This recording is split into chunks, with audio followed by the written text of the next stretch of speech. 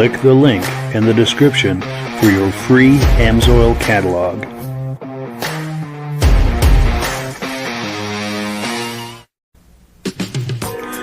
Before we get started, I'd like to give a quick shout out to some of our friends.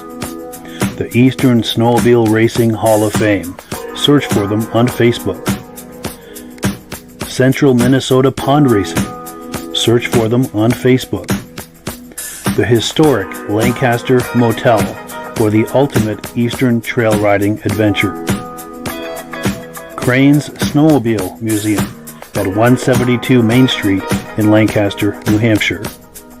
The Vintage Snowmobile Club of America Quarterly Magazine. The New Hampshire Snowmobile Museum at Bear Brook State Park in Allenstown, New Hampshire. And lastly, if you decide to advertise with the Vintage Snowmobile Podcast, this could be your advertising message.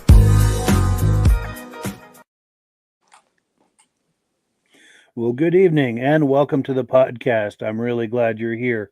I have a robust lineup of vintage snowmobile entertainment on tap for you tonight. But before we get into all of that, I want to make sure that everything is working properly. So if you can see my face and hear my voice, I'm going to ask you to leave a comment. Please let me know where you're viewing this from and whether you are a first-time viewer or a regular viewer. Now, to our first-time viewers, if this is your first time viewing the podcast tonight, I hope you have a good time with us, and I hope you decide to join us here each and every Thursday night at 9 p.m. Eastern Time. Now, this podcast simulcasts to 8 different places across Facebook and YouTube. So wherever you're viewing this right now, just circle back in 1 week's time, and we'll be waiting for you with another fun-filled episode. Now, to our regular viewers who are here week after week, month after month, and season after season, you guys are the ones who make this possible, and we really, really appreciate that. Pardon me. Let's take a few comments, and we will bring our guests on and get this party started. Our good friend Mike Whiteside is in the house saying, hello, guys, getting closer to snow season. Yes, absolutely. Oh, our dear friend Judy Rinaldi is in the house. Thank you, Judy, for showing up. Judy, incidentally, is the first woman to be inducted into the Eastern Snowmobile Racing Hall of Fame back in 2020. And she's a dear friend, and it's nice to see her here. Also, our good friends Stacy and Art Fosler are in the house. They're saying it sounds good from Plattekill, New York, regular viewers. Our good friend Reese Fleury is here saying good evening to everyone. Nice to see you. Jim Holbrook is in the house, regular viewer and good friend from Thetford Center, Vermont. He says we're coming in loud and clear. That is great to hear. Our good friend John Springer Jr. is here saying good evening from Eland, Wisconsin. He's saying what a shame about Articat. They're pausing production at Hurt River Falls facility. Very sad to hear that. And we'll be commenting that here in just a moment. We were just talking about that backstage because, of course, that is big news. Dave Lowry says, hello from Alberta, repeat viewer, and we are glad to see you here. Glenn Ford, our good friend from Vernon Center, New York, is here saying good evening. Nice to see you. Brian Van Haverbeek, he was our guest last week. He's here this week as a viewer. Nice to see you. Saying good evening and looking forward to the podcast. Benedim is here. That is Eric at the Benedim YouTube channel. That is one of the YouTube channels where this podcast goes out to. There is a link to it in the description. If you enjoy vintage snowmobile programming, that is a wonderful YouTube channel, very much worth checking out. He's saying we're loud and clear from Camden, New York. Midnight Rider is here. Good. He says, sounds good from Northwest Minnesota, regular viewer. Nice to see you as always.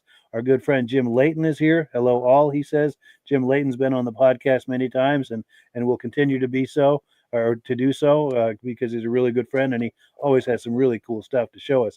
Mad Dog is here, foaming at the mouth, regular viewer from Wisconsin. Hello, all, he says. John Spranger Jr. says, Thief River Falls. I had a feeling that was a typo, but I'm glad you caught that. Yes. Joe Pelletier says, good evening, Mike. Nice to see you. Well, great. Nice to have so many people in here tonight. We really appreciate it. Let's bring our friends on and get this party started. We've got Jeff Wesner in the center and, of course, our co-host Rob Hilditch on the right there. Gentlemen, how are we doing tonight? Sounding great. Thanks, Mike, for having me back on. Last time I was on was about a year and a half ago, and we did the reunion for the Mercury 50 years of the Snow Twister. And good to see you, Rob. How you been doing? Great. Busy. You know, it's that time of year. We're getting trails ready and sleds ready and it never ends, It's one thing to the next. Yep. For sure, for sure. And before we get started, this is just news that is too big to ignore.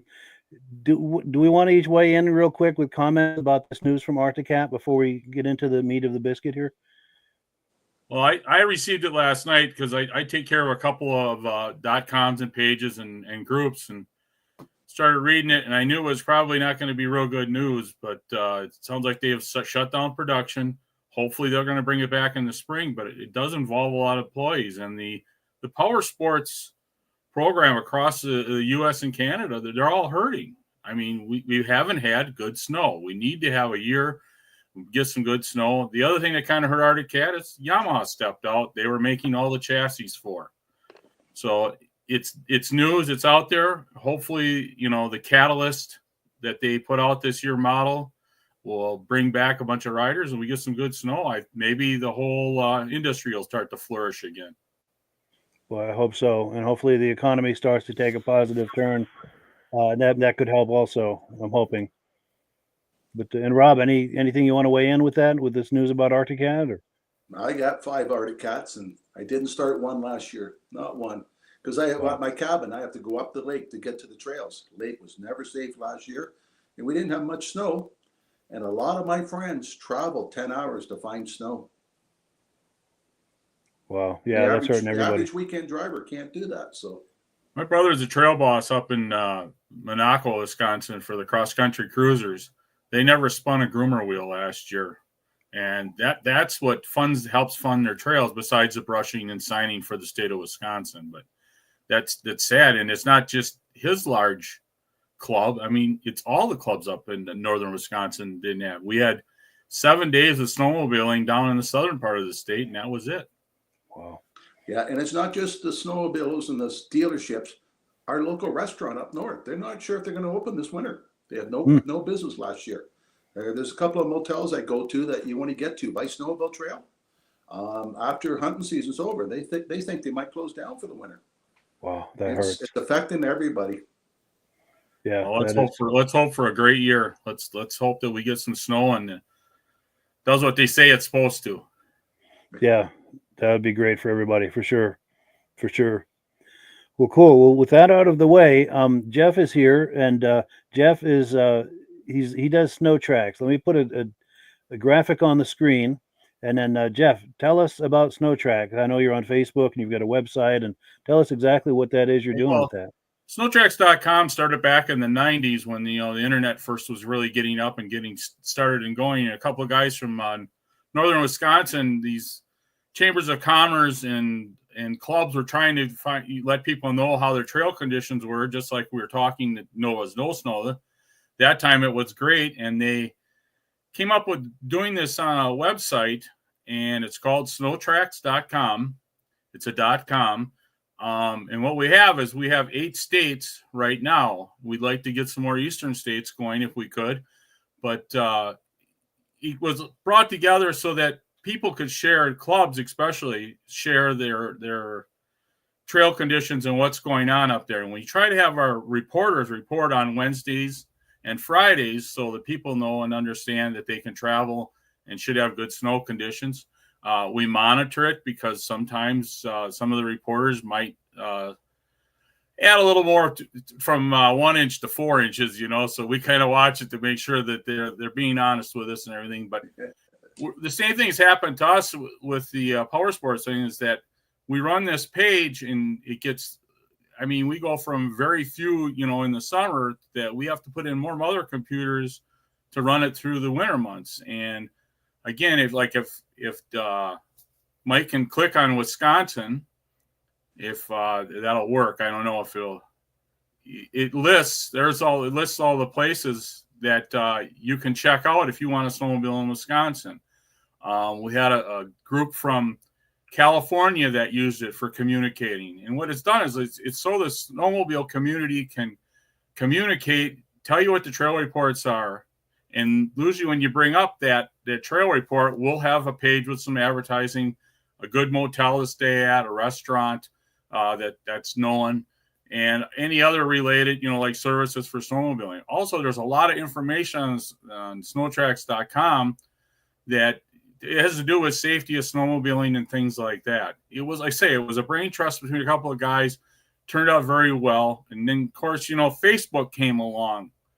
Well, now we lost a lot of people off the .com to Facebook. So our IT guy came up, and he actually, if you look for Snow Tracks on Facebook, it's Snow and Tracks, because when Facebook first started, you had to use your name, and it had to have the two names. So for us to get our .com business up on there, we put Snow and Tracks. So it's two names. And what we did is that our IT guy worked with our .com. So now when our reporters put up a snow report, it'll pop up on your phone saying Snow Tracks has a report, and it'll say where it's at. And if you want to look at that report, you touch it, and then it goes right to that report. I did one earlier tonight, put one up, but it obviously hasn't gone through the IT center yet to be put up. But we need advertisers too. I mean, if you want to open up an area and give us trail reports, we'll work with you and try to get some advertising in that area and keep the Snow Tracks going. The picture of the girls there, that's from 2016. That was one of our first wraps on a Skidoo, and the girls decided they all wanted to pose with it. So it was from Arctic FX that we were working with at the time, and we just have a group. We get together when we ride, and we try to let everybody know what's going on. You can see the picture in the back there. That is actually a Do Talk ride, and that's up in Mercer, Wisconsin, and I do get 60, 70 riders when I have a trail ride. Nice. So, nice. And then a lot of times the clubs will take the pictures and where they're at. But yeah, Snow Tracks is out there. Please, try it out, check it out, and see. Once the reports start coming in, we've had a few reports coming in about clubs brushing in upper Wisconsin. Again, like California, there was a group called Team Summit. They used it to communicate where they were going to meet and everything like that. So it's there. It's a tool. It's trail reports. It's about safety. And if you stay on the Facebook, I regularly, nightly put up news. Like last night, the Arctic Cat letter went out and what's going on. Sometimes I'll put some weather up. I'm working with, used to work a little bit with John D., who passed away. So now I've been working with, there's a new guy up in Wausau, Wisconsin area. He's starting to pick up and starting to do a lot of the weather reports for me. So it's worked out great. Nice. Is that what this map is here? Yes, he put up the other night. That's for next week. And he's already, I don't know if it shows up on there, but he's already outdated it and brought up a new one. And going to try and work with him more and more, just, for weather reports. And hopefully we can get this, snow coming and let's get some good riding in this year. Yes. Yeah, for sure. That's nice. That's nice. And then speaking of Do Talk, are you still doing the Do Talk page and all of that? Yes, I am the administrator. There's two administrators. There's one out in New York out there, and the mods and stuff. Then I just did read the other night. One of our mods he's been involved with it since we started it, and he's been an advocate snowmobiler. And he actually said that he sold his sleds and got out of it and kind of more ATVing than he is snowmobiling, because he didn't want to spend another year that's here out in New York looking at his sleds in the garage. Yeah. So he's going to stay on as a mod, but he just said he's got to do something else. He can't garage ride anymore, he says. Yeah. These are tough years, the last few years for us snowmobilers, for sure. Right. And that's actually, how I got into more of the vintage stuff and being with the vintage things and going to these vintage shows, because you can group together and, share the old stories and stuff like that. Yes, for sure. That's and why you don't always. I like your podcast too, Mike, because this brings out a lot of people. And, like you say, like last week you did on the kitty cats. That was great. It brought in the youth and looked at, what's going on and all the memorabilia that Brian, was it, that had? Yes. But very neat. I mean, I've been to two Skidoo Emporiums in Wisconsin. There's one in Eau Claire, Wisconsin, by Pat Schaefer, and the other one is Craig Marchbanks. Sometime I'll have to share the videos from those, but that's something if you're a Skidoo person, you want to put on your bucket list. It's just unbelievable. It's 2 stories at Pat Schaefer's. Wow. He's that many sleds and in memorabilia that you wouldn't think about. I mean, he once had a group together and he says, "Hey, I'm looking for these special boots that Skidoo made. They're made out of seal skin. If anybody sees them, let me know." Well, my brother happened to find a pair at the Princeton swap meet, a couple years ago, and they couldn't wait to get their hands on them because they're like gold. So wow, yeah, that's amazing. Yeah, I'd love to get some kind of tour of that facility for sure. Well, I think if you take through snow tracks far enough, you might find it. But it was like the other night when you were looking for some of the videos that we're going to bring up tonight. Yes. So. And that's actually a perfect segue. You do have some video clips for us. Most of them are from the Duluth show. While I'm pulling up that first clip, do you want to talk about that Duluth show? Well, I was set to take the tripod setup, the 11 sleds, up to the national show. So I was watching the national show, and I've attended other national shows, but it was a 6-hour drive for me. I picked up my brother and we went up there, and I like to go on setup day. And I go in and I look around because there's not as many people as when the show starts, but also I can look and interview people and talk to people about, their sleds and things like that. The first clip, I think, is the one you're going to show, kind of shows everything that's there on Friday at noon. More stuff came in. They actually had a swap meet inside the same building with the show. So it was quite interesting. I don't think they got this amount of sleds that they really wanted to have, but there are a lot of interesting sleds. Veldy was there, and I was actually going to interview him, but I ran out of time that day. And, of course, you had a podcast a couple of episodes ago, and he had all his stuff anyways, so yeah.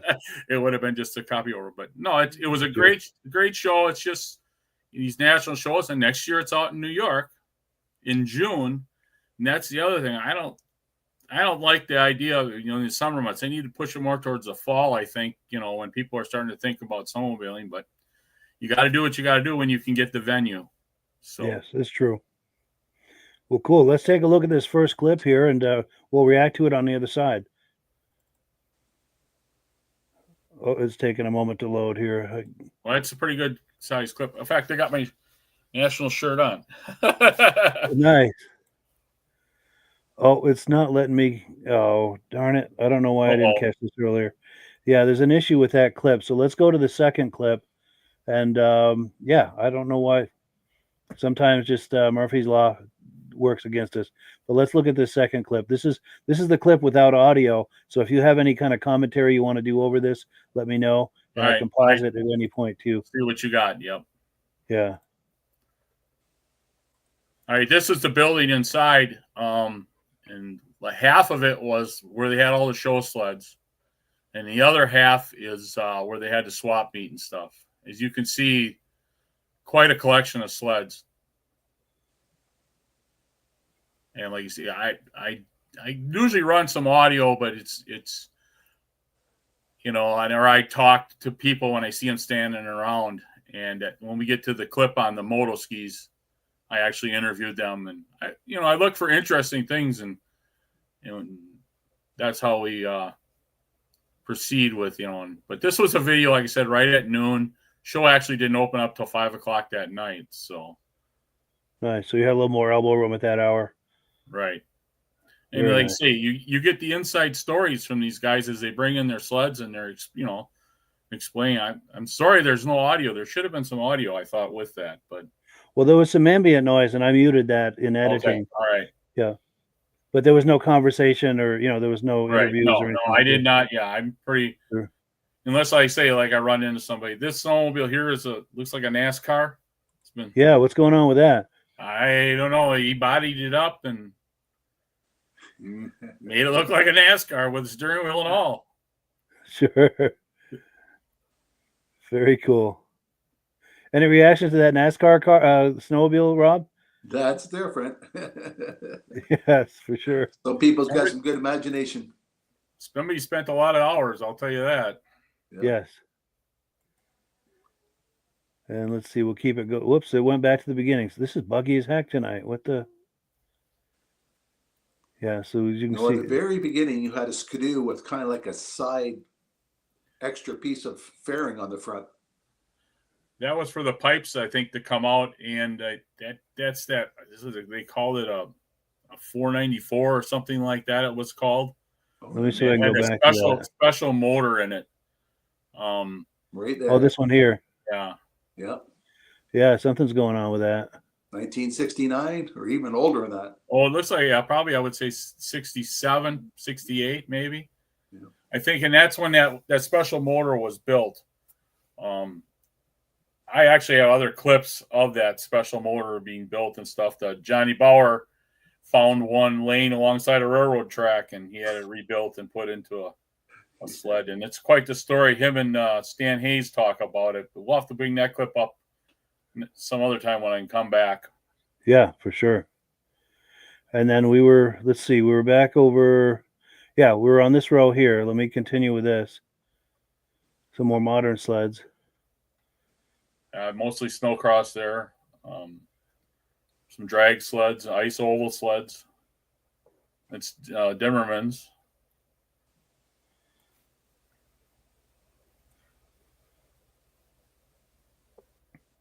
Some nice TXs.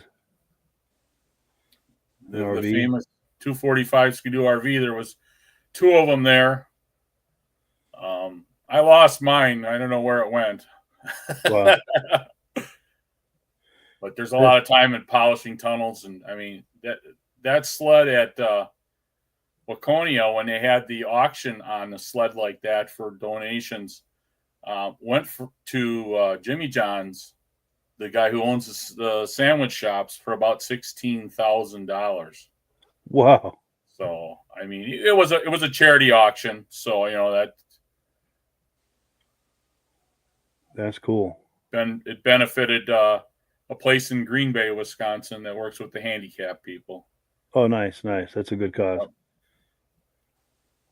That was a Pat Schaefer worked on that deal, and he had some guys from Iowa. There's Yamaha setup, and these guys weren't around, or I probably would have interviewed them, because they do have a very beautiful setup. Yeah. 65 tin cab, and there's a smaller version. That Skidoo is probably about a 67 or so. But I mean, there's a lot of vintage, sleds, lots of years, and were brought in. And this is right downtown Duluth. I mean, in their expo center. And you can see the Moto ski setup, and I do have an interview with that. We'll bring that up later on the podcast. These three guys collected these Moto skis and even the mini bike and stuff, and get a little bit more in depth with that interview. Yes. What is that one? Oh, I can't remember what they're called. Snow Coupe or something like that. Yes, I think so. I know Paul Crane's got one in his museum, and I think it's Snow Coupe or something like that. I think it's powered by a Polaris motor. It's like a unique car. There's quite a few of them up. Actually, I've run into some on the trails up in Mercer, Wisconsin. No, Jeff, I mean the little red one beside it. Oh, the little red one. Okay, I don't know. Yeah, that's. I probably didn't spend enough time on it. I'm trying to get back to that so we can. Okay. Whoops. Yeah, it jumps right over it. Yeah, I don't know. Maybe somebody that was at the national show could tell us, but yeah, I probably should spend some more time on it. Here we go. Can anyone read what that says on the front there? Snow. I can't make it out. And if any of our viewers know, in fact, this is a good time to check our comments, because we've got a bunch of them coming in. But while Reese we're on a message in a minute. Yes. And in fact, speaking of Reese, he likes your hat. He says, "Nice hat, Rob." Nice. Mike Whiteside says we need to tell the government to stop holding the snow back from us. Yes. For sure. No politics on my websites. Exactly. Yeah, I try to keep it as low profile on that too. But yeah, Ben Thomas, who I had breakfast with yesterday, which was very, very fun.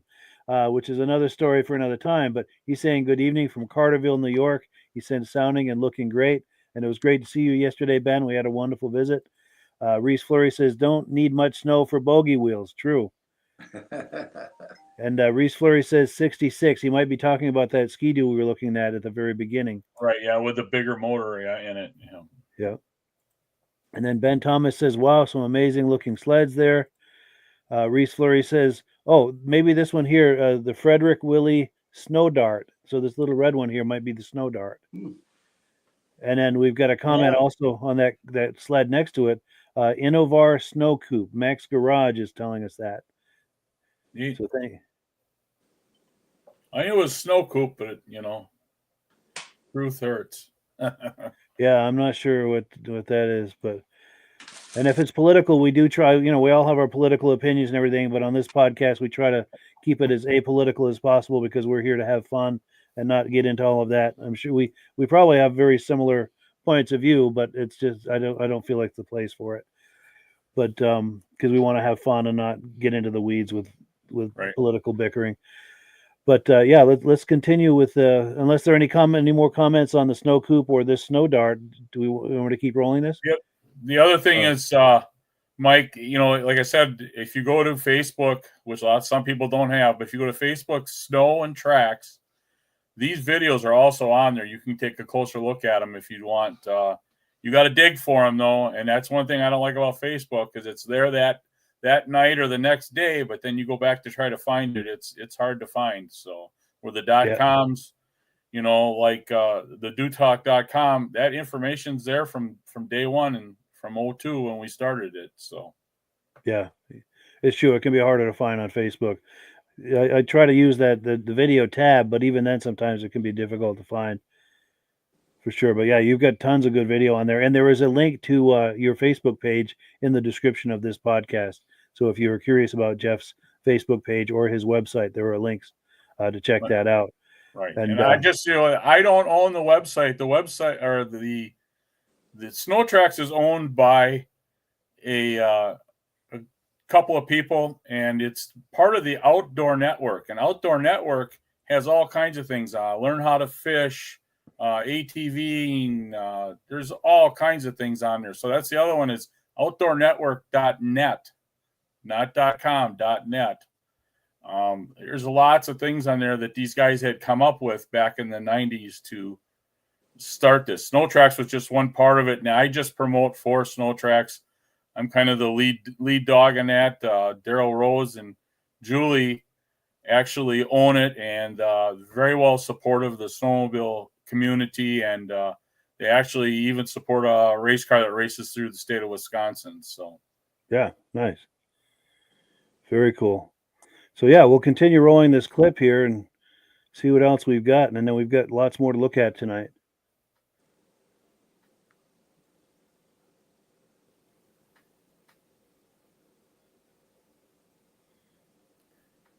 It's surprising at a national show that we get a lot of shined up sleds. Yeah.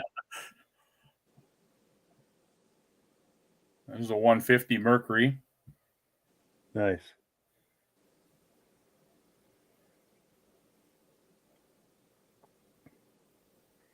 There's probably one of Skidoo's first sleds. The tin cab here? Yeah, the tin cab with the wood skis. Nice. That's very cool.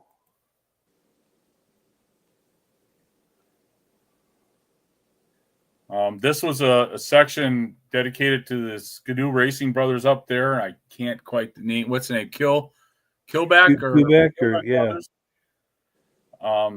Yeah, they had all those motors. In fact, that special motor is right there. That's it. That one too, the big housing on the side. That's what you see on that cab of that one sled. That's to get that housing in there with the pipes and stuff.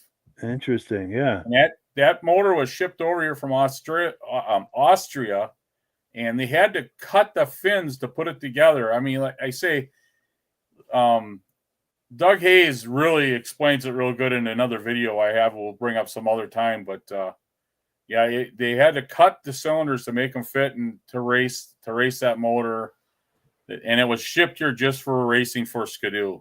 Wow, that's amazing. Yeah, very cool. So these are the brothers? Must be. I mean, I wish someone would have been around. I would have interviewed them. Yeah, there's going to be a great story there, I'll bet. Rudbeck, I think, is the name. Yeah, something like 1969 season. Wow. That's cool. So, yeah, and then the video circles back to the beginning here. But, Rob, was there any reactions to anything we've been looking at here? Oh, it's a nice collection of snowmobiles in that place. Well, it's a national show. I wish it would have been a better turnout. I'm thinking, the guy who put it together for the national show did a lot of work in getting the exhibit hall and everything and bringing it all together. And participation, I think, was down a little bit, but this is just one part of the building. I think the other video that didn't load shows another whole building full of sleds. Wow, that's amazing. And I'll have to resolve that for the next time you come on, and we'll take a look at that. And there was a different kind of caboose behind that Husky. Looked like you sat side by side instead of behind each other. Oh, just past it. Find that. Oh. I'm glad you're good at clicking on it, Mike. Yeah, it's really hard to stop on a dime with this because it's very sensitive. Every little millimeter I move it, it feels like it moves it a lot more than that. But while we're on this, for my money, this is one of the sexier sleds ever made. What do we think about that as far as you guys and the viewers? The RV, are we thinking that's one of the sexier sleds ever made, or is it just me? Well, there's a lot of innovation into that, just like the Mercury. It's a rotary valve 245 RV. I raced one. Skidoo had come to me and asked me if I could race it, and I raced it. There was quite a few of them. A lot of them got sold at the dealership, didn't go to racers, but now they're quite collectible. I mean, it's the money is just unbelievable, but it's got to be the right person too. Just like anything, you can put anything up for sale, but if you don't have the right person that is interested in it, or you raced it or whatever. I mean, there was an Elan that I raced back in the day. I found it 20, 30 years later. I gave a little bit more for it because I did race it at one time. But that's cool. That's do we know anything about this Polaris? Because I know there was someone viewing a week or two ago that I think was the owner of that. And I can't recall his name, but I'd love to have him on for the backstory on that. But do you know anything about it? Or? Well, I just know that the motor's offset way to the left. Yes. And I probably don't have a front shot of it, but it's way to the left again for making the corners on a nice oval. Almost looks like two machines. See how it's way over to there. I do have a front shot of it that it's way. I mean, the track and the tunnel are way over from the side of it, and again, that's to keep the weight to the left so that it would corner better and more stable in the corners. Sure, it's probably a 440 or 650 mod. It could be bigger. Oh, and here we go. Comment on the 245 RV, and someone's agreeing with me. David Lowry says yes, it's one of the sexiest sleds. Also, the SSR. Yeah, absolutely, and that's in this lineup here too. Let me see if I can find that SSR. Yeah. I know I saw that earlier. Well, where the heck? That's right there in the front row. Yeah, but right there. It's coming right there. That is a sexy sled as well. I know some of the guys that race those Gary Fetro raced it. He was number 32, and he was a big Yamaha guy and stuff, but talking to some of the other people like Fran Rosenquist and some of the engineers from Mercury helped them with that sled back in the day for racing. Lyle Forsner was one of them that was involved with that a little bit. But yeah, there's a lot of thing there. I guess they didn't turn as well as they wanted them to. But, when they first came out, they weren't the fastest thing on the track. Guys had to do a lot of work to then get them going. But they do look sharp. Yes. Oh, and Eric at Benedim says the RVs are okay, but the 73 Blizzards are actually the sexiest sled. You may be right on that. Yeah, that is a sexy sled also for sure. And Reese Fleury was saying that Merc is pretty handsome also. Definitely. My brother had a 73 Blizzard. He sold it. Wow. After he restored it all, rode it a little bit, and he sat in the garage and he goes, I don't know where I'm going to ever ride this again. So he sold it. Wow. That's wild. Well, cool. Well, let me switch gears here. We're going to pull this away, and it's going to be time for Amsoil here in a moment. And whenever you're ready, Rob, let me know. We'll put you full screen, and Rob's going to talk to us about Amsoil. And I do have that promo banner, too, when you're ready. Okay, we're here to talk about synthetic oils. And if you notice the sign behind me, special oils for special engines. That's what Amsoil is promoting this year. So those people are going trail riding. The Interceptor's all you need. It doesn't matter if you got a Skidoo, Polaris, or an Arctic Cat, the Interceptor meets all the qualifications. But for those with the older machines, Amsoil back in 1972 came out with a 2-cycle oil that's 100 to 1.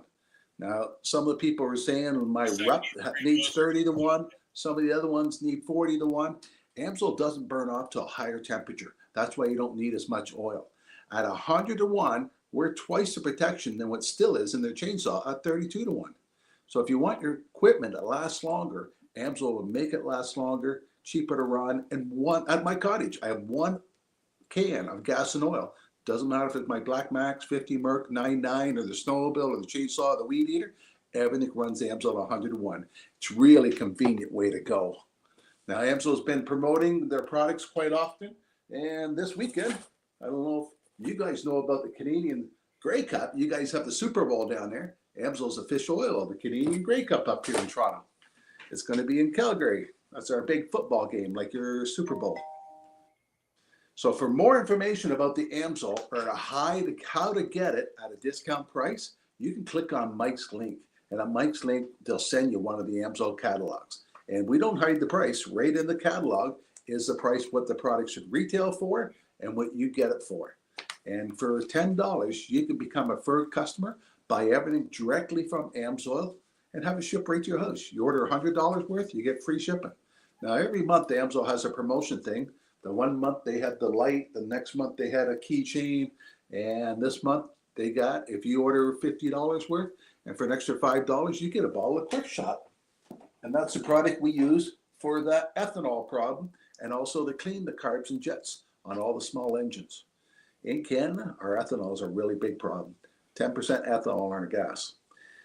It doesn't take long for gas to start going bad, but by putting this in, it prevents that from happening for 6 months, and it's also a part stabilizer. But it also cleans the carbs. So for more information about any of the product Amsoil has available, engine oil, gear lubes, 2 cycles, click onto the link Mike has and find out how you can buy it at the best discount you can. Definitely. And when you use the link in the description to order using my referral number, that's a great way to support this podcast. It doesn't cost you anything extra, but we get a commission. I'm signed up as a dealer under Rob, and when you sign up for Amsoil under me, he and I both benefit, and this is how we pay the expenses for the podcast. We thank people who've been doing that all along, and if you're thinking about doing that, we thank you in advance for using my referral number and helping to support the podcast. Another announcement I wanted to make, let me find the graphic for it here. Yeah, right here. If you like these old logos from yesteryear, there is a link in the description where you can get one of these logos on a t-shirt, a hoodie, a mug. You can get a poster, a magnet, a cell phone case. You can get these logos on just about anything. So if you like these old logos from yesteryear, there are dozens and dozens of them. Just click the link in the description there. You'll see it. And you can order that. And the same kind of deal. If you order through my link, I'll get a commission, and that helps to support this podcast. And we thank you in advance for that. A couple of quick comments, and we'll get back into some more videos here. Here we go, Eric. I got a picture of that Blizzard. I don't know how this will. Yeah, go ahead. It's not going to come through you. It's too shiny. But I had a picture of the Blizzard with Johnny Bauer. It's not going to work, so we'll get it up some other time. Sure. That's cool. Now, if someone were to Google that, would that possibly come up? Is that how you found it? No, it's actually in my private pictures. Gotcha. Okay. Gotcha. So let's see. Eric from Benedim, the YouTube channel, says, me and my dad have two 1973 Blizzards, 298s. He says a friend of his has a 340, and we know someone with a 440. Awesome sleds. Absolutely. The race sleds and the consumer sleds for 73 were just beautiful, beautiful sleds for sure. And our good friend Armin Buto says, watched it but could not sign in to chat. Sorry about that. No worries at all. But we're glad to have you on here, Armin. And ran into Armin here I'm going to say maybe a month or so ago at the Pittsburgh, New Hampshire show. It was great to see him. We had a nice visit. Reese Fleury says, hate to see what the other guy looks like, Rob. Did you want to speak to that, Rob? Or? I went and had some cancer on my back cut out, and the doc says, what about that on your nose and on your face? I didn't even see it, so he cut it out. Hopefully he got it all. Well, good. I sure hope so. Yeah. For sure. Thanks for the concern. Yes. All right, so we are on item number 5. No, we're going to do item number 6 first. We're going to take a look at some moto skis that were at that Duluth show. I believe Jeff got an interview with the owner of those. Did you want to talk that up, Jeff, before we look at those? Yeah, like I said, and I'm walking around, I'll look to see if there's anybody that's with the sled and they want to talk about the sled. And these moto skis were pretty interesting to me. I actually had one of the mini bikes in my day, and I was looking at that and stuff. And I asked them, I said, would you guys like to, tell me about your sleds? And they said, well, they'd think about it. And they came back and they said, yeah, we'll do an interview. So I ended up talking to the 3 people who own it, and you can go ahead and play the interview. I hope it's a good interview. So we'll see what happens. Yes, let's take a look. It's just taking a moment to load here, as it often does.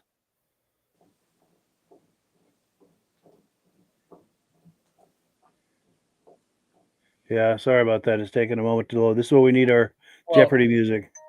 Let me try it one more time here.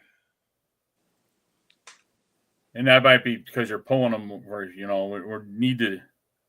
we'll have some better videos. I sent Mike a thumb drive of the Mercury reunion we're going to do down the road, and kind of show you some of the stuff that went on there. It gets pretty long, so Mike, you're going to have to probably edit. We'll cut it up.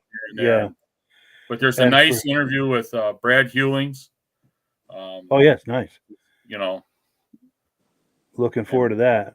Yeah. And yeah, I'm embarrassed to say that motoski video is not loading either. I'm not sure. It's saying something about a codec that's not compatible with my browser. So that's something I'd love to be able to just do a couple of clicks and fix it now, but it's going to take more than that to fix it.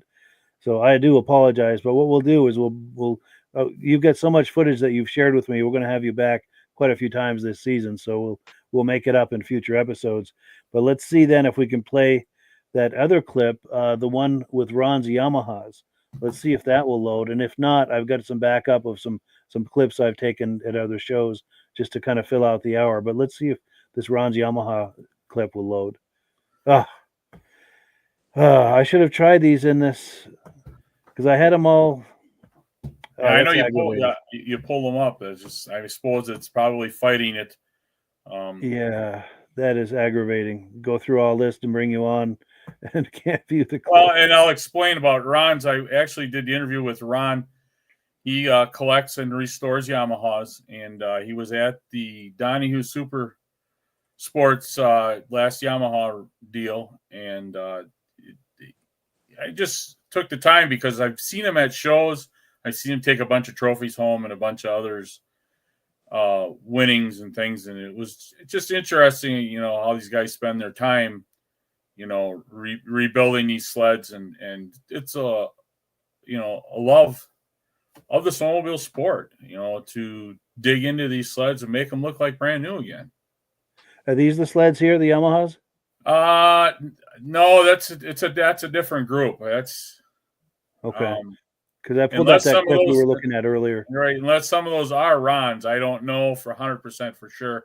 But that's a group out of, I can't remember where they're from. I seen them at the last Yamaha show, the deal. And also I've got a guy just about 10, 12 miles from me that has quite a collection, Brad Gannier. And he's got quite a few that he's restored. And somewhere down the road, he's actually putting a little museum building together. We'll try and get in there and do a live show with him. So nice. Because this video here we're looking at is the same one we looked at earlier, but I was hoping these would be those Yamahas, but it sounds like maybe not. And then these moto skis, are these the moto skis that? Yeah, and a couple of them came out of Canada. He went and picked up, and it's just, like I say, these guys took in, and did a Yamaha, or did the moto ski and collected the moto skis that they were involved with over their time of riding and things like that, and the mini bike up on the top up there, and some of the swag and stuff. But it's just interesting stories of what these guys go through, and just like anybody that's doing a restore, what they all go through to bring these things back into shape so that they can be show quality. Or see, I collect the Elans. I've probably got between 8 to 12 Elans, and I don't do anything to them. I show up unrestored. I think that, to me, the patina is a little bit more important than having them so nice that you can't do anything with them. And I want to ride them and play with them and things like that. Yeah, something to be said for that, for sure. And we do have some comments that have come in. Let's see. Someone from Snow Tracks is here saying, finally got into the chat. Sorry about that. Great show. That must be Armin Buto, maybe, saying he'd get in there. That could be Daryl, our the guy who actually owns and runs Snow Tracks. Him and his wife Julie. Julie was actually the inspiration behind Snow Tracks in the beginning. So nice. And then Reese Fleury is commenting about Rob. We're talking about the cancer, saying, "Let's hope Rob lost a good friend today of cancer, and we are sorry to hear about your friend on that, for sure." And yeah, we're hoping that Rob is in the clear here with what they removed today. Max Garage says the 75 245 is way nicer than the 76. Oh, yeah. The 75 was the first year, wasn't it, of the RV? Yeah, yes. The RV chassis, all aluminum.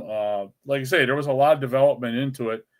And, that's the year that they, 74, they stepped back away from racing. And this was their answer to get the independents out to race, 245. And then the brother to the 245 is the Moto Ski Sonic, which I don't think is one in here. The Moto Ski Sonic is actually the same chassis. Yeah, there is one there. But there's a newer one, yeah. 340, yeah. Well, it's the same year. It was 75. Came out in November and December of 74. I give you a little backstory on mine. My brother and my dad never told me about it. That Russ had called from Skidoo and said that, we were available to get it. And actually, that was the year we were racing Mercuries. So we had 2 75 Mercuries and another buddy, 75 Mercury. We had it for Ironwood, Michigan. Found a spot to break these sleds in before the races in International Falls, Minnesota. It's just Thanksgiving weekend. So we went up and broke them in. And as we were going by the Skidoo dealer, which was Avi, who was a World Championship Skidoo dealer, and he actually won the World Championship back in I think 68, maybe 67. Something like that. Well, we stopped at his dealership, and he just had brought this in on the floor. And, of course, he was saying, only certain people are going to get these to race and this and that. And, and we're, and I go, dang, that's a 245 RV, perfect for the Class I race. I'm never going to ever see it. Well, we came back home, and when we backed our trailer into the shop there and stuff, my dad says, "Come on." He says, "I got something to show you." And I go, "Well, what the heck could he be showing me now?" Of course, he goes back to the shop. He opens up the door, and there sat the 245 RV Skidoo. I was 15 years old. It got loaded on the truck and out to a hayfield to get broken very quick. Was that your birthday? No, it was not my birthday. But we left for International Falls 2 or 3 days later. To race. So we, tried to break in as much as we could. Well, I actually, during that week, so we got it on, they picked it up and we came back on a Sunday night from testing. And so it was in the shop on Monday and, things like that. And I probably shouldn't tell this story because it's going to get out. But I came home Tuesday night from school, was going to work on it, and the sled wasn't there. And I feel, what the heck? Did my brother take it or something? So I started getting a little nervous and started asking around. Well, we were racing for Mercury at that time, my brother was, and the engineer thought it was quite an interesting sled. So it spent the day at the Mercury shop in Oshkosh at the race shop with Mercury's engineers climbing all over it to look to see what BRP did. Wow. If BRP ever knew that the sled they gave me kind of went to give a few secrets for that 76 Mercury liquid cooled. Yeah, behind enemy lines there. That's wow. That's a great story. That is a great story. But my brother sold that sled, and I don't know where it went.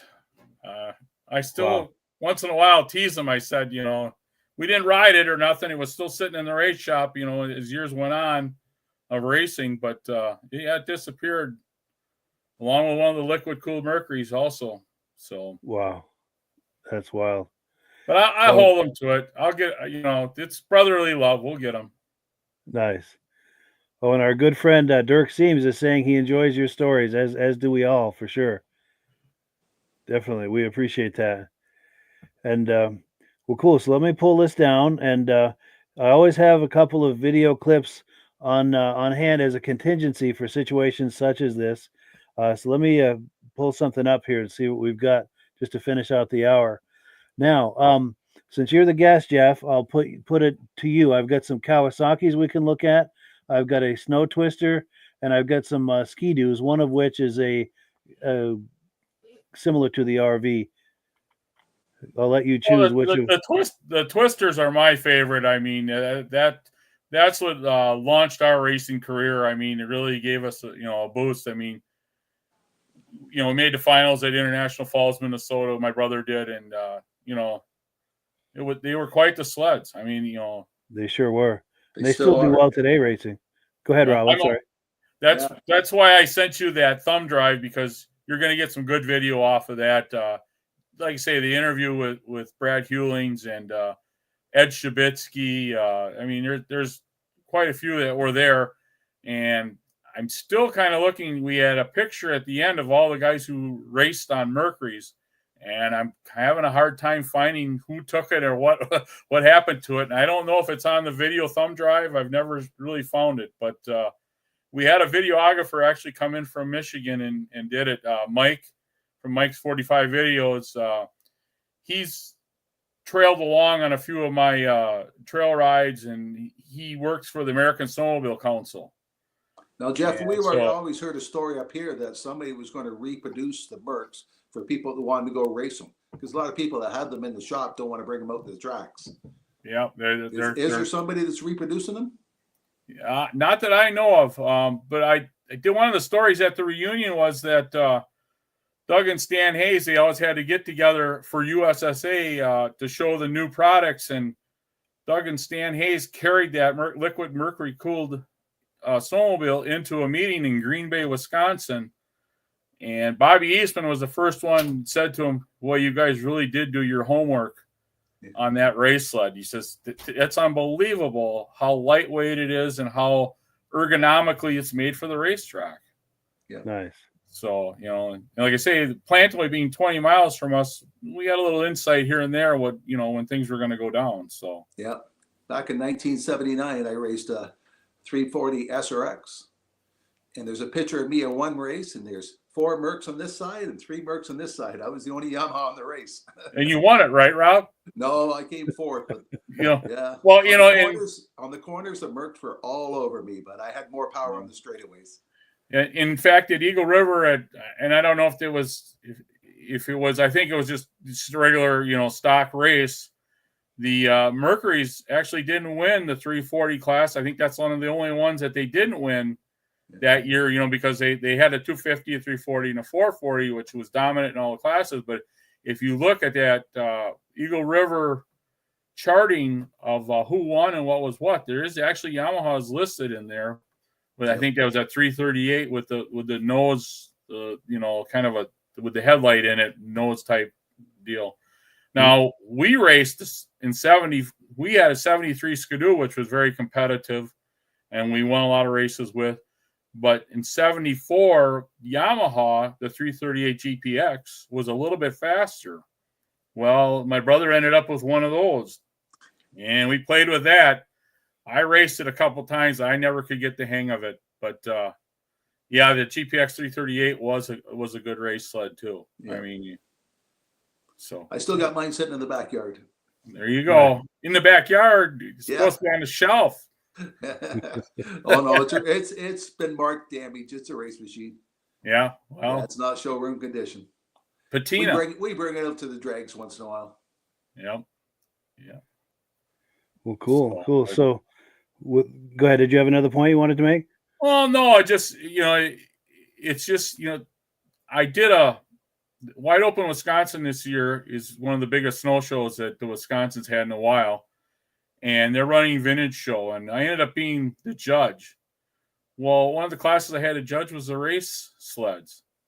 Well, every race sled is pretty much made for whoever raced it or rode it. So how do you pick, that there was 25 sleds, actual race sleds. How do you pick out of that to decide, what should be good, And of course, I'm a Mercury guy and Skidoo guy a little bit. So I was leaning a little bit towards that. Well, then when I started looking more at the Mercury a little bit, it was a clone. Well, to me, that's not been raced. It's not really it's a race sled, yes, because it's a clone. But to me, if you're going to show in a race competition, it's got to be a race sled that was raced. And we happened to pick that the championship of that down at the Wide Open Wisconsin was an 800 Magnum Rupp, and it still had some scars on it, but it's a beautiful looking sled. Nice. The guy's name was Roger, but I can't remember his last name. But probably the hardest thing to do is to judge race sleds. Now you can go back and look at, other vintage sleds, that have been, reconditioned. Yes, you can see, different things, and what appeals to the eye. But gosh, when you look at a race sled, it's just it's built for that person that raced it. We got a gentleman comes out to our vintage oval race with one of Brad Hewling's old Scorpion machines, and we keep saying all the money tied up in that. You're going to bring this to the track, but he's got the original one hanging in his shop. It's a replica he built. Right. Wow. Yeah. But it looks identical. And then that's kind of what I think the World Championship Derby up there, has a weekend they call Legends Laps, and you pay for so many laps, and you're starting to see some of these older sleds come back out, make 3 or 4 laps, but how it was in the old days in 69 and 70, you worked on them more than you raced them or rode them. So, Yeah. I can remember my dad welding up the muffler on one of our Skidoos every weekend we used it. That's cool. Well, cool. Well, let's take a look at this snow twister. This is my good friend Paul Belfay. He lives down near St. Johnsbury, Vermont, and I've seen him at a lot of different shows. And he went to a show that I did in 2018. But here's one. Let's just take a look at it. It'll speak for itself.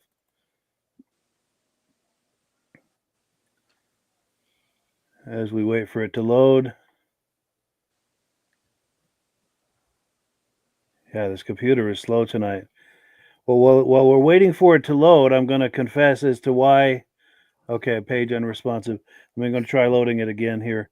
Why those videos wouldn't load is because I downloaded them from Facebook.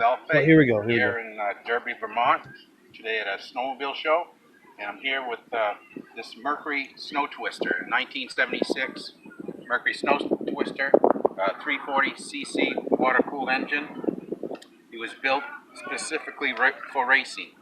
They made the engine in 3 sizes, 250, 340, and 440, all with the same chassis. And they built 550 of each engine size. The machine is made to turn left. As you can see, we have a loop handlebar here with an angled handlebar. So when the skis are turned left, the handlebar is basically straight. It has a 2-gallon gas tank, basically for to lighten the sled up, and you'll be only racing for 5 or so laps. So that's all the gas you would need. It's a 2-cycle engine, and you have to mix the gas and the oil together and put it in the tank. The only electrical component on this is the kill switch. And we have a tachometer, electric tachometer, that tacks out at 12,000 RPM. Wow. That's some high revs. Very high revs. Also, let's talk about the construction of the snowmobile. We have an aluminum chassis, again, lightweight. We have a plastic belly pan, fiberglass hood, very thin fiberglass. We have an aluminum ski, and we have a cleat track suspension without any shock absorbers. Wow. Because basically you're on flat track, ice track, you don't need any suspension. So it eliminates more weight. Exactly. Nice. This snowmobile weighs approximately 300 pounds. Wow. Very lightweight. And a very short chassis, as you can see, and it was designed to turn left, and it turned left because of the short wheelbase. It did an excellent job with that. So in all 3 classes for 1976, it dominated every class. The sled to own in 76, if you wanted to win, was a Mercury Snow Twister.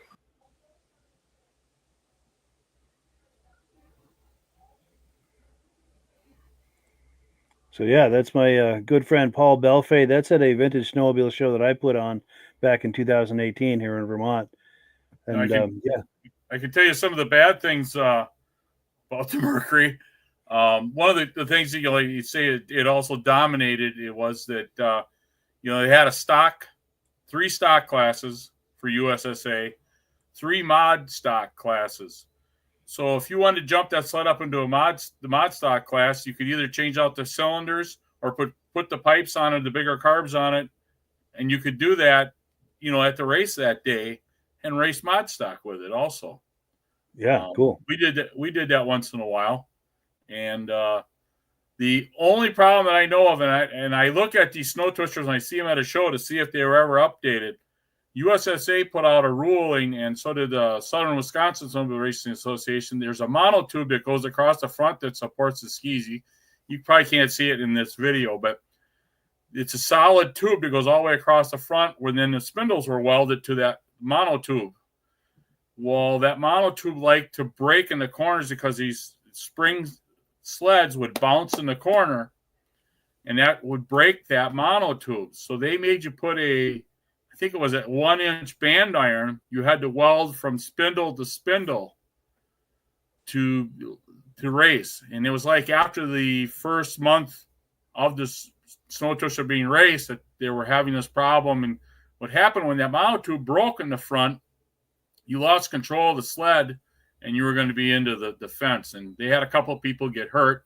And that was the answer to fixing that. That's where the USSA and these other racing associations stepped up. So if you ever see one, just bend down and look across the front and see if they ever updated it by welding on this 1-inch band iron from spindle to spindle. Wow, that's cool to know. I mean, it was a deal that it bounced in the corner, and it was built so light that it bounced so hard that it would break that monotube that goes across the front. Wow. But I mean, it's something to look at sometime when you're looking at a Mercury liquid cooled. I mean, nobody really says anything about it, but I happen to be involved with it, so I know that I can remember a lot of guys doing welding at the track. Sure.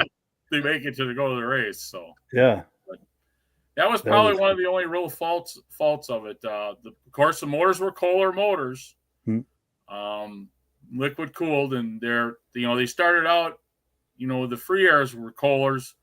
The thing is, that Kohler motor was spec'd by Mercury. There's no other Kohler motor like that. That motor was built exactly for those sleds, and that was to do with a lot was with the motor builder and one of the head mechanics, Dick Barr. They spec'd that motor, and and then I know that I think Rupp had it later on, also, but that was quite the deal. That's cool. Now, Rob, did you have any comments on any of this before we wind things down? Or They did a great job on that, Merc. Like, it's a collector's piece.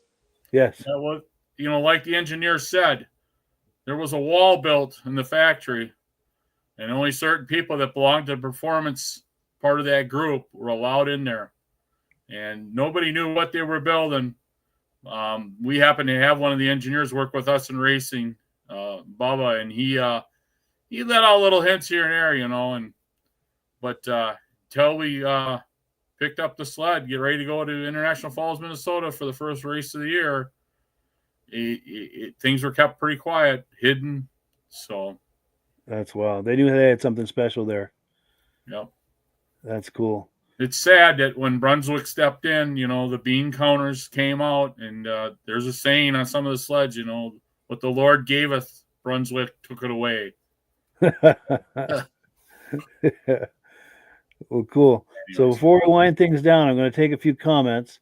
We've got Ivan Mayo here saying those 245 RVs, he saw some of them at the Kawartha Cup in 75.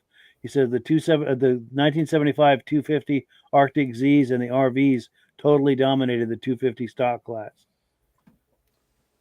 And, actually, I have a picture of me racing down in southern Wisconsin. I'm out front, and there's 6 cats behind me in the corner. Wow. And I got to see if I can find that sometime. But, I was 15 years old at the time. I didn't think much of it, but it's a neat picture. I mean, and I did get beat by the cat in the end. So sure. That would be cool to see that picture on a future episode when you come on. We'll have to look at that. And then Reese Fleury is saying he'd like to see your race sled, Rob. So at some point, it's been raced. Sure. If you ever have a chance, if you ever have a If chance, we get maybe enough go out and ice, do I'll a get walk it out around this year. video. We'll see how it does again this year on the ice. Yeah, if you ever have a chance, do like kind of a walk around video of it. Yeah, that we put on here. And then Vintage Mini Bike Lovers saying love those Mercs. And Vintage Mini Bike Lovers, by the way, that's a podcast that we do the second Sunday of every month. We did one this past Sunday, and if you like those mini bikes from the 60s and 70s, tune into wherever you're viewing this, and you'll be able to see that. Also, talking about the Benedemus saying the merch is cool for sure. And the Mercs. Okay, yeah, he likes the Mercs. I thought he was talking about the logo hats and things we were selling earlier. D. Landsberg says, I remember those Mercs winning at Boonville. Vintage Mini Bike Lover says, great show tonight, fellas. See you next week. Cool deal. And John Spranger Jr., our good friend, says, thank you, Mike, Jeff, and Rob, for another great show. And Glenn Ford says, great insight tonight, Jeff. Thank you. And yes, we appreciate your insight on all of this, Jeff. This is a great time. And I look forward to having you on here sometime later in this season, because I know we've got tons of video clips that we're sitting on. And if you're curious about those clips we couldn't load tonight, they are on the Snow Tracks Facebook page. That's why I couldn't play them, is because I downloaded them straight off the page, and it's not going to let me play them. So if you're curious to see that stuff and a whole lot more, go to the Snow Tracks Facebook page, and you can see a lot of those videos, and also snowtracks.com. Another shameless plug for that website. Be sure and visit those. And before we close, Jeff, any final comments? Nope. Just like I say, go to Facebook, check us out. A lot of people don't have Facebook. The other thing we did with Facebook is that we wanted people to share their rides when they go out riding, and so other people can see where you ride and what you do. Mm-hmm. We have another Facebook page called Snow Tracks Snow Trackers, which you look into that, then we have people put up, where they went riding this last weekend, and how the trails were. It's kind of an add-on where we can bring the community of Snow Tracks back into Facebook multimedia and all things like that. But no, please check us out, snowtracks.com, and if there's any clubs out east that want to get involved, check out the link, and we'll work with you. We'll try to come up with something. I'm a promoter. I'm not a salesman. So that's about it. So I'm glad thanks for having me on. We'll figure out something on these video clips, because like I say, I video a lot of stuff. I also fly a drone usually at these shows. Oh, yeah. We'll bring into that. Love to see some of that. Great show in Wisconsin. It's called the Piston Burners Club. It's the first week in February, and actually they go, if there's snow, they go to the Aero Bowl, which was designed by Keycafer, which was involved with Mercury. So thanks, Ariane. You guys have a great night. We'll see you again down the road. Okay? Definitely. Yeah. We'll stay in touch. Take care. Great show. Rob, We'll see you next week. Yes. Yes. Yeah. Thank you so much, everyone. And as always, the last word goes to Amsoil. And yes, we'll catch you all next week. Hello, everyone. This is Rob and Mike. How you doing today, Rob? I'm doing good. Mike, yourself? Very well. Thank you so much for coming on. I appreciate it. Now, today, we're going to be talking about Amsoil. And in a few moments, we're going to show you how you can get the deepest discounts, free shipping, and free gifts when you order your Amsoil products through us. But first, I'm going to ask Rob to give you a quick description of what Amsoil is and why you should consider using Amsoil products in your motorized vehicles. Thanks, Mike. Amsoil is 100% synthetic oil. Everybody uses Amsoil for a different reason. Some people like the benefits that Amsoil is warranted for 25,000 miles or 1 year. The reason we can do that is because Amsoil doesn't oxidize. It doesn't form the usual carbons, gums, sludges like petroleum oils do. That's why we can keep it in the engines longer. Petroleum oils never do wear out. They oxidize themselves. That's why they have to be changed at 3,000 kilometers. And Amsoil likes the benefit that you only have to change the oil once a year. That saves some money. Some of the people like the benefit of Amsoil is it's a slipperier type lube. By having a slipperier type lube, it cuts down friction and drag. By less friction and drag, engines run 20 to 50 degrees cooler, better gas mileage. Now, Amsoil says 25% more protection than the industry requires is in the Amsoil bottles. My average customer gets about 10% increase in gas mileage. That's a big savings. Yeah. And by cutting down friction and drag, for every 10 degrees you cut down the friction and drag, doubles the life of the engine. So by having the engine run cooler, it makes it last longer. Some people like the benefit of the range of the Amsoil. Amsoil's flash point is 425 degrees, and it pours at 50 below zero. Wow. If you ever try petroleum oil when it's 10 below, it turns to honey. And in the summertime, petroleum oil thins out, and once it thins out, that's when it starts breaking down. So Amsoil's an all-season oil, can give you better gas mileage, longer engine life, less maintenance. It ends up being cheaper over a year's time running Amsoil than it is petroleum oils. That's amazing. That's amazing. And Amsoil is available for pretty much any motorized vehicle, anything from lawn equipment, cars, trucks, boats, ATVs, motorcycles, snowmobiles. Yep. And a lot of people phone me up and say, well, what's the benefit of our gear lube? Exactly what I told you about the engine oil. It pours in cold weather, it runs cooler, makes the equipment last longer. And they say, well, what's the benefit of the small engine? Same thing. Makes the engine run cooler, last longer, better performance. So it saves on all the applications that Amsoil has available. Wonderful, wonderful. So yeah, let's talk now. Hopefully this has convinced people to think about maybe joining us in the Amsoil experience. Let's talk about some of the discounts and free shipping and how that all happens. I'm going to pop a graphic on the screen. And yeah, by all means, if you want to talk people through how this preferred customer program works. Amsoil has a number of different programs. One of our main ones is a catalog customer, where somebody can order directly out of our catalog. If they order out of the catalog, they order $100 worth, Amsoil will ship it right to their house. But our best program is our preferred customer. For only $10 for 6 months, you become a preferred customer, you save 25% on all the product. You order $100 worth, they're going to give you free shipping.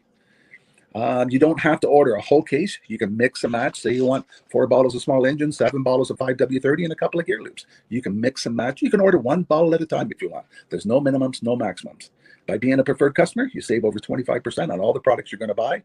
Amsoil sends you extra gifts, $5 gift certificate on your birthday, $5 when you renew your account and stuff like that. So it's a good way to save on some of the products you want to buy. For sure. Yeah, it's an incredible value. And this is the deepest level of discount that anyone can get when ordering Amsoil. Is that correct? It is. Wonderful. So let's take people through the step-by-step experience of placing an Amsoil order. Then that would include signing up for the preferred customer preferred customer program, so they can receive those deepest levels of discount. So let's go to the website. This is what the website's going to look like. These are some screenshots. Once you go to amsoil.com, there's a link in the description, or you can just type that into a browser, amsoil.com.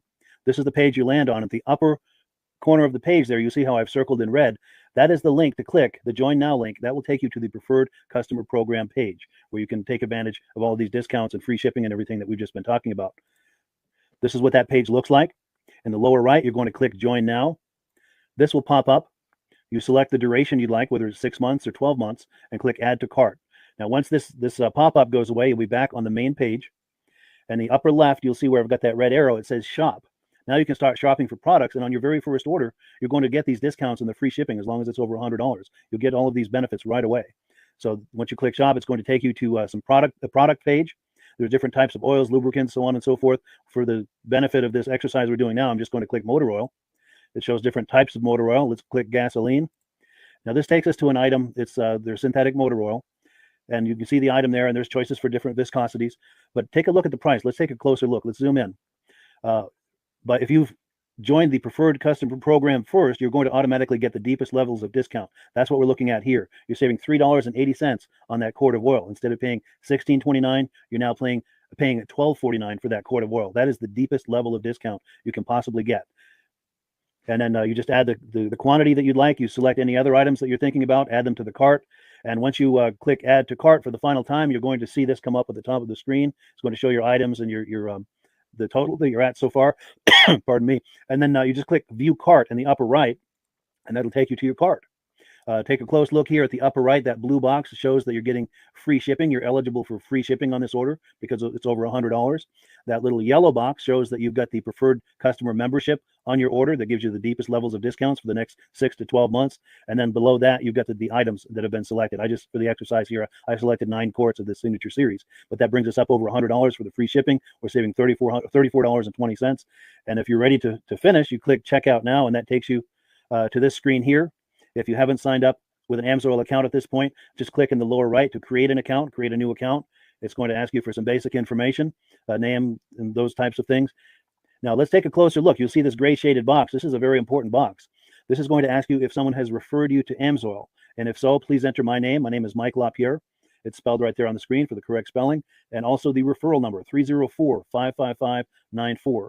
That's how you make sure that Rob and I get credit for this. Now, in the interest of full disclosure, I have signed up for Amsoil under Rob. So when you order using this referral number, Rob and I both benefit. So if you enjoy these podcasts that we're doing, this is a wonderful way to support the podcast, because when you order using this referral number, Rob and I both benefit. And the commissions I make go directly toward offsetting the cost of doing these podcasts. So I thank you in advance for that, for using my referral number. I very much appreciate it. And once you've done that, you just go into the next screen to enter your payment information, and you're done. Now, once you've placed your order that's over $100, and that order includes your Amsoil preferred customer program, you are now eligible to get a free DVD from myself. Now, this is going to be either a muscle car DVD or a vintage snowmobile DVD.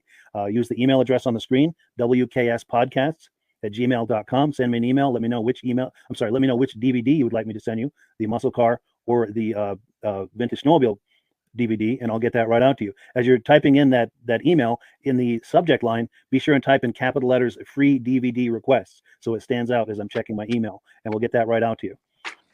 So I guess the last thing, Rob, that we wanted to talk about is if someone is considering Amsoil as a business opportunity. Yes. If anybody has a retail or a commercial account and they would like to buy directly from Amsoil, just send Mike a line. He'll show you how to set up, and you can buy directly from Amsoil. But if you are interested in starting your own part-time business, a part-time business that can grow into a full-time income, Mike and I will show you the Amsoil marketing plan.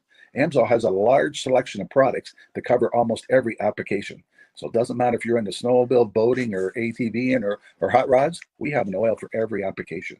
It's a fun type business that's I really enjoy doing. Where else can I go and have fun and make money doing it? And Mike and I are here to help you all the way along. If you need any help on how to promote or to find new accounts, we're here to help you. For sure.